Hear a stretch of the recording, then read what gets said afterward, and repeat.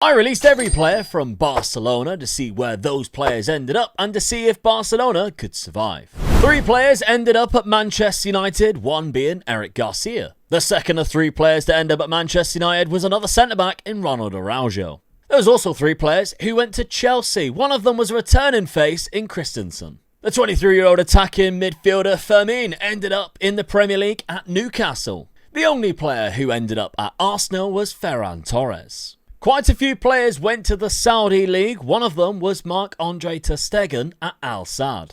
Dani Olmo also ventured over to Saudi Arabia and got himself a lovely 850 grand a week contract at Al Hilal. Possibly the most surprising one that I had my mortgage on going to Brighton because they always seem to snap him up is Gavi, but he went to Bournemouth instead. And if you're enjoying these release videos, make sure you drop a follow or subscribe and let me know which club you want to see next. Another surprising one, I guess, is Pau Gabassi, as Inter Milan managed to snap him up above everybody else. The third player who went to Manchester United was the goalkeeper Njom Garcia. Jules Koundé went to Manchester City though. The other 2 players who went to Chelsea, one of them was Alejandro Balde, with the other being Rafinha. There were 2 players who went to Liverpool. Frankie de Jong was one of them.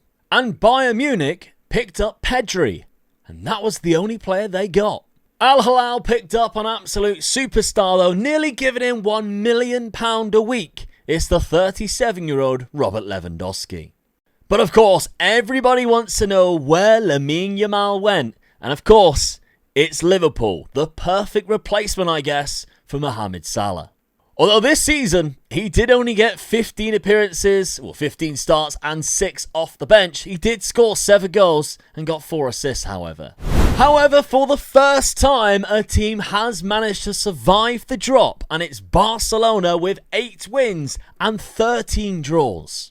They pulled off that miracle by signing quite a lot of players and of course using the La Masia Academy. What I was surprised with though is that they sacked Flick in December, which is quite late. They then signed Oliver Glasner and sacked him as well, bringing in Marco Rose, who did the unthinkable and kept them up.